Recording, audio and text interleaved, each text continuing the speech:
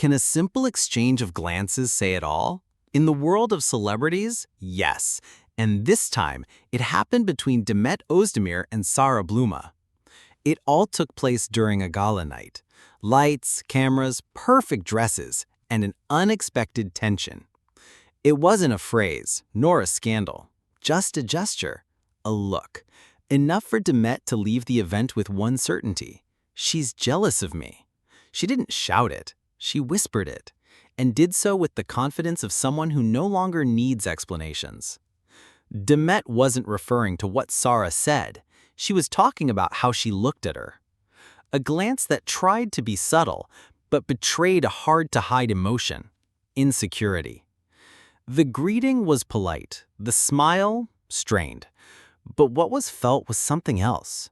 Tension, coldness, a space that was no longer neutral. Demet didn't seek to compete. She simply observed. "I no longer compete with anyone," she said calmly. "But it seems she does." And though those words weren't said on camera, they reached the ears that mattered. Sara replied publicly, "I'm not jealous. I just expect respect."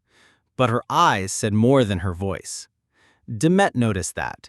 She knows that language well. She has lived it ever since she became part of Kanyaman's public life.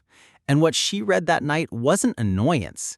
It was an inner struggle, a clash between the present and the shadow of the past. Both women are strong, successful, independent. They don't need validation. But when they share a past with the same man, the emotional terrain becomes complicated. Not out of rivalry, but because of history, because of wounds, because of memory. Demet didn't intend to hurt. She didn't provoke. She just said what she saw, and she saw enough. The gala went on. Cameras captured smiles. But backstage, what lingered was that moment, that look. And the audience noticed. Did you see how they looked at each other? Who looked away first?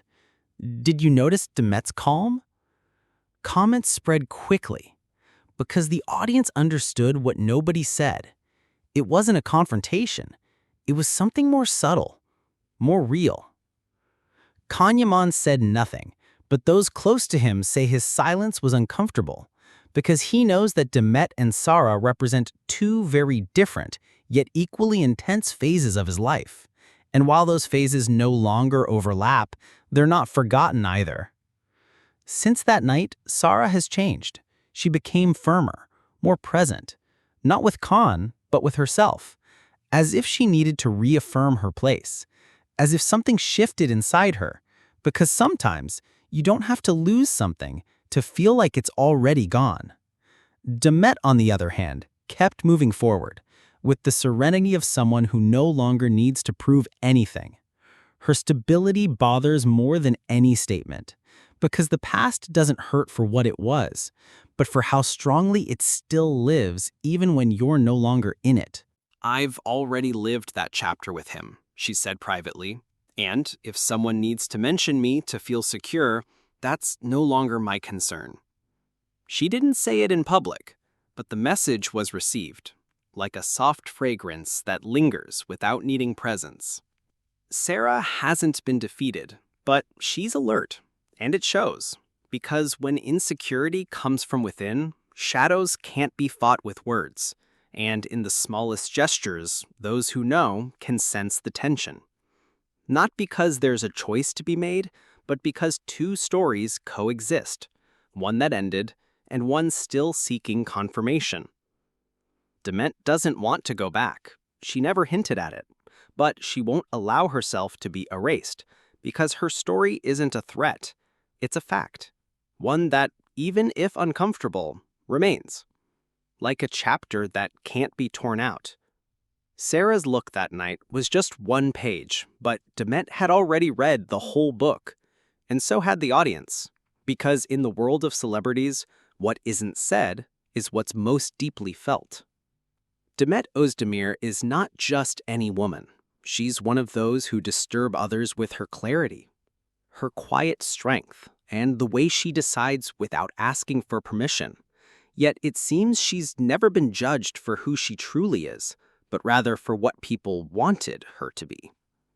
The shadow of her past with Kan Yaman still follows her, as if she's not allowed to move on, to make mistakes, or to rebuild herself beyond that idealized love. Many still expect signs that she feels something for Kan. Others blame her for everything that went wrong. They say she didn't appreciate him, that she left him for another, that she toyed with the feelings of the most beloved actor. But few ever stop to ask, how did she feel? What did she think when the world treated her like a traitor for simply starting over?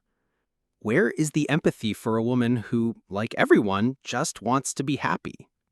Some comments hurt, like the one saying she never measured up to Demet, or those comparing her to other women as if it were a contest for Kan Yaman's heart. Why so much cruelty towards someone who simply lived, and moved on? Doesn't she also have the right to close chapters, to err, to let go of what harmed her? Demet has shown she doesn't need scandals to be seen. Her talent speaks for her. Her intense gaze, her emotional depth, her dedication to every role. She is not a hollow figure. But for some, that's not enough. Her worth is still measured by how close or far she is from Kan, as if her world only had meaning orbiting around him. And the worst part? She's accused of coldness because she doesn't feed the drama, doesn't respond to every rumor with tears or tantrums. But that's not coldness. It's control. It's maturity. It's dignity. While others play into the spectacle, she remains reserved. She protects herself. And in a world where everything is exposed without filter, that is nearly revolutionary.